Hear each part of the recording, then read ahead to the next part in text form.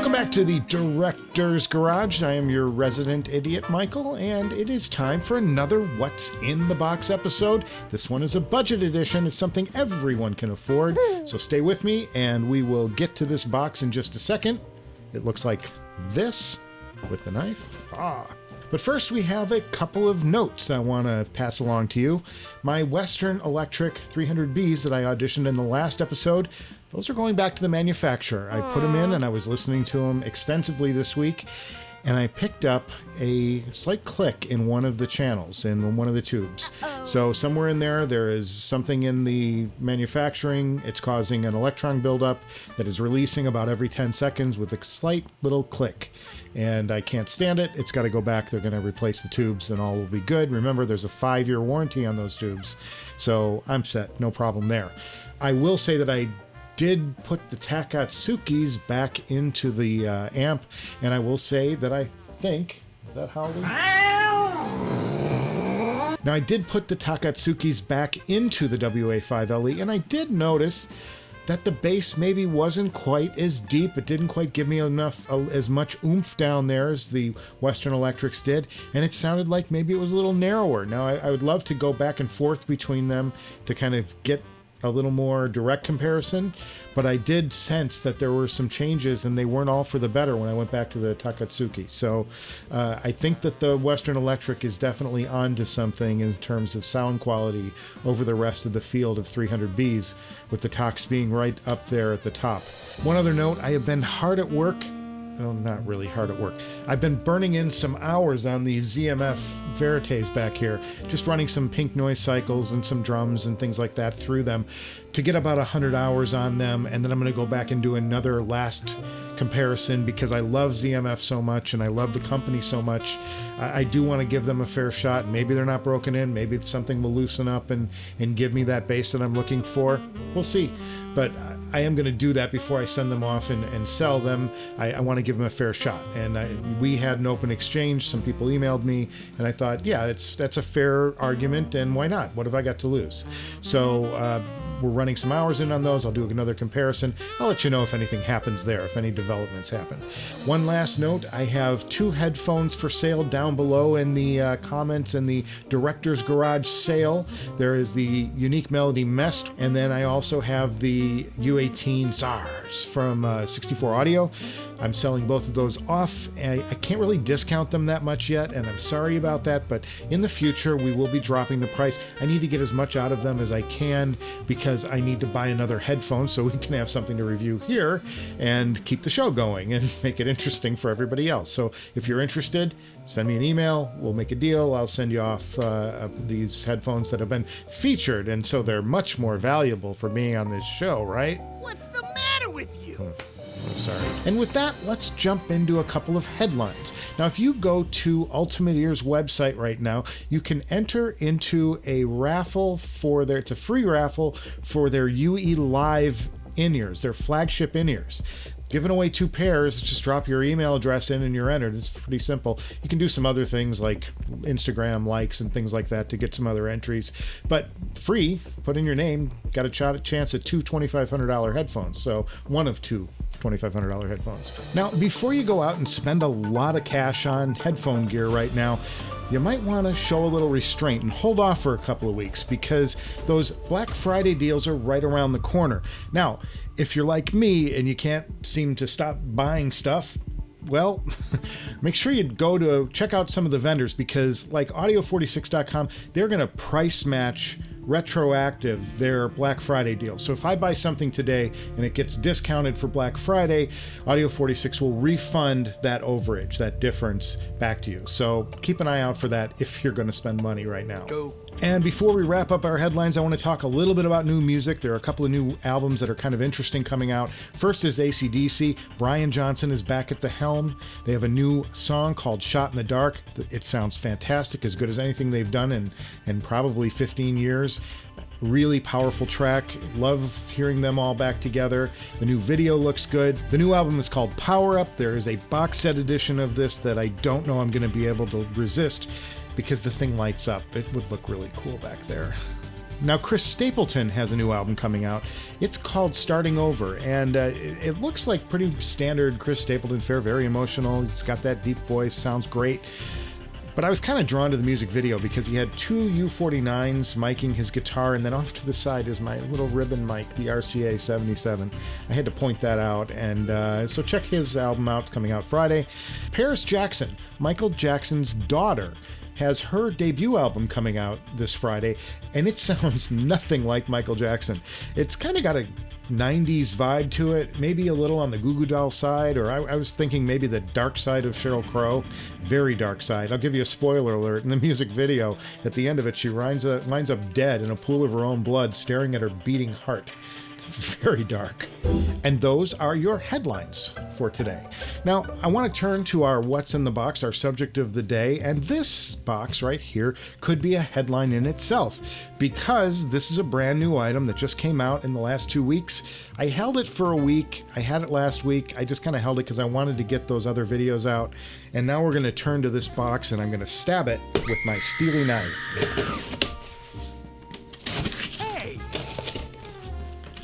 Kind of violent today, sorry. The drop Hifiman HE-5XX. Now I bought this headphone right here because number one, it was cheap and I need some cheap product. I can't go on with these $4,000 products forever. So I needed a cheap product to unbox, and I'm very familiar with the Hifiman brand. I was an owner of the HE-1000 V1, the HE-1000 V2. I like the Hifiman planar dynamic sound. I sold those off, as you know, I explained in an earlier video, because they weren't pairing well with my WA5LE. But I thought this would be a good headphone to review because I do love those other headphones so much, and it sounds great through my solid state gear. So let's take a look at what's going on down here. This is brand new, just came in. I order them when they announce them. And it's another product brought to you by the Director's Garage Fund. I'm so stupid. So here we go. This is the Hifiman, and it's a lift-off box. Oh, come Jesus. on. You gotta be kidding me. All right, let's try this again. Ready?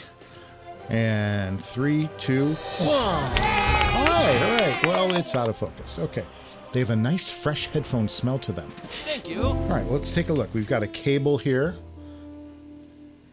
Very tightly wound cable, but it feels silicone-y, and they have the standard 2.5 plugs here. Looks good. 1/4-inch jack with a extender reducer. So it'll play pretty much anything.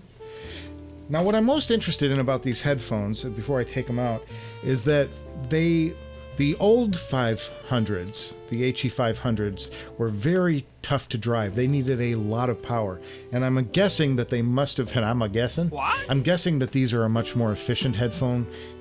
I just don't see them requiring that much power for the price that they're charging for these. And here's a clue right here.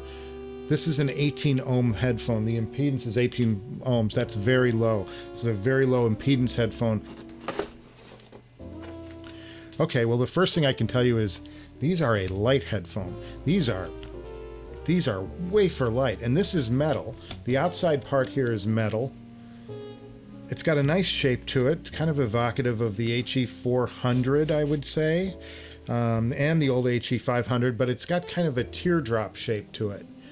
Much thicker down here than up here, so it's got this little teardrop thing going on. Hifiman logo in. This is plastic on the bottom, metal on the armature here, and then the headband feels like it's got a little metal going through it. A little on the flimsy side maybe, but not too bad. Nice mechanisms. It's got the drop logo on one side. That's kind of interesting because these are HE-XX, which is a drop indication. And let's see. Oh, these are way too. I over-adjusted them. And let's see which side's the left and right, because it's my perpetual problem. Loser. I am backwards. All right. Well, I will tell you, they are super light, and they are definitely open backs because I can hear everything going on. It is not that effective being closed off at all, where you can't hear your own voice. It's almost like you're wearing nothing. Did I really say that? Looking further in the box, that seems to be it. It is a pair of headphones and a cable. Nothing too fancy. These were not the most expensive. Let's hope they put the money where it counts, right? They feel super light. This is a pleather headband, and this is fabric on the inside. Not the widest ear cup, given how large these cups are. I would have expected maybe a little more room in here for your ears, but not the worst thing I've ever seen. You can see they have a very much a Hifiman. You can see that's the planar dynamic ribbons in there, housing that goes back and forth with the magnets. So I don't know. What do you think? Let's give a little first impression. What do you say? Eureka! Removable. It's always nice when they you have removable cords, cables. Not the longest thing in the world, but the Y split is nice and low on the chest. This is something that bothers me about some headphone manufacturers. They move this split so far up. I really don't like it. Much prefer this deep wide thing. Silicone cable, not plasticky at all. I don't think it's going to be prone to tangling very badly. And let's open up some tunes. Take a listen. Okay, they're super clear.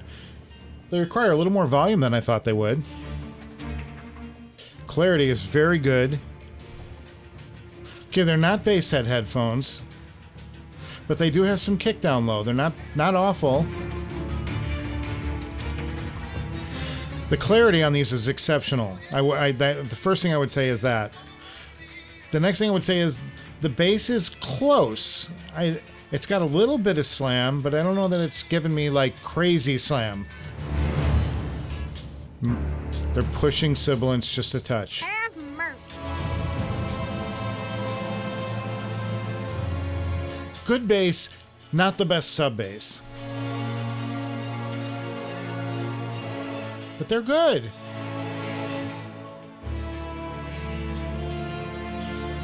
I can't wait to get these up against the Fostex. This is going to be a hell of a shootout. Because these have clarity that the Fostex doesn't have. The Fostex has a nicer bass slam. But they sound good. I can't say that I'm going to want these for hard rock and for stuff that's really energy driving. I'm not sure. I've got to do some more listening on them. They're definitely going to be a good choice for anything acoustic and anything with a lot of detail. The speed of the planar dynamics, again, Hifiman does this.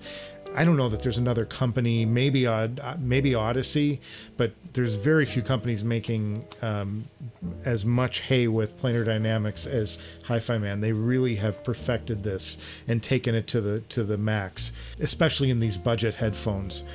I don't know.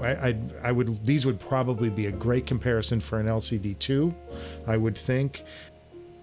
Very interesting headphone, and for $250. Anybody can afford these, and they're not crazy expensive. They have supreme detail. The detail is all there, and the clarity is all there.